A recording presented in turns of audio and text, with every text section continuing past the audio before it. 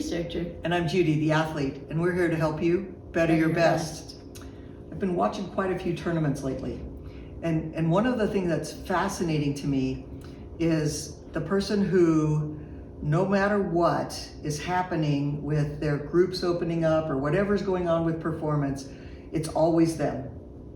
I must be doing something wrong. It must be me. I must not be doing my technique correctly. It's got to be me. It could be as simple as their sight's in the wrong place, but it's got to be me. I'm doing something, and they can't get past that. Right. It's just me. The flip side of that is the person who, it's never me. It's got to be something else out there. It's not me. You can watch them shoot the most ugly, horrible shot that you cannot unsee, and they're looking at their equipment like, oh, what's wrong with my equipment? And I'm like thinking, that's not your equipment. It's the arrow.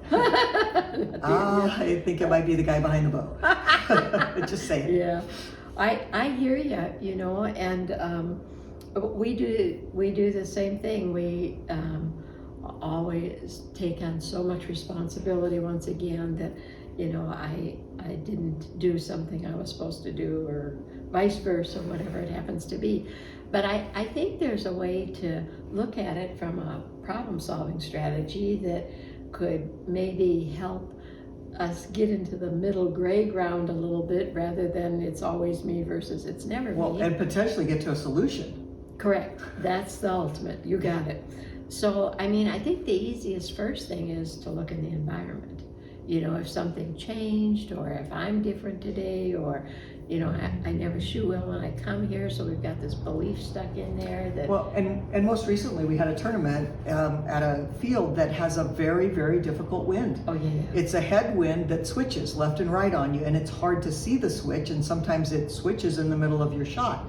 It's really hard. Yeah. And it will lead you to think, it's me. What am I doing wrong? Yes, that's exactly right. So, you know, once we determine what factor it is, we would use a different strategy to manage it, right? I mean, Correct. That one, you know, shoot it fast or before it changes, or at least attribute the miss appropriately.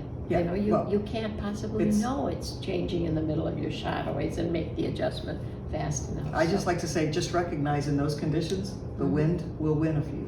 Yeah, that's a great one. And we do the same, you know, some of these circumstances, or could be just the person you're next to or with that are influencing you, all these things. So environments first, because it would be an easy first Sure. And then solution. next actually. would probably be equipment, you know? Yeah. Like I think about all the complicated pieces of our equipment, you know, that you could check and say, wow, is something broken? Is it loose? Has it moved? We have a lot of moving parts. Yeah, for us it can be as simple as, are your wedges clean? Because if they're not and they still have something on them, they're not going to have the same effect on the ball when you hit them. It's one of the biggest factors, according to the ping people. They gave us a very good seminar on it, actually. And then after equipment, I guess we would go to technique or motion, but the first piece of that I would really strongly suggest is setup.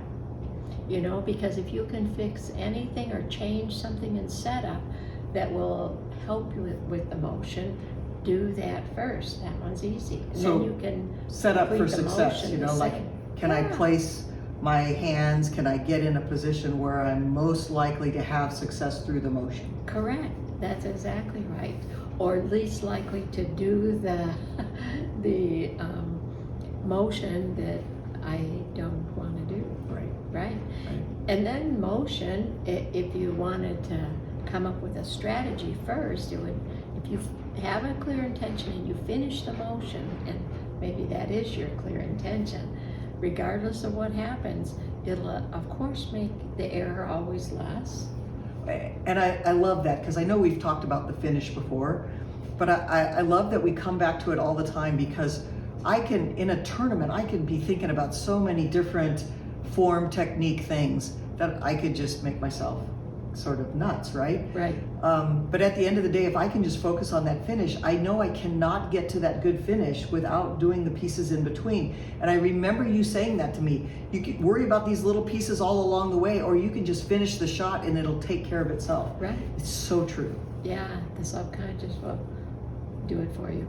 Yeah, but it will always be better if you can get there. So that, let's see, that covers motion regarding finish, but then, you know, you bring up the good point about maybe it is something in form. And if it is something in form, to me, change it.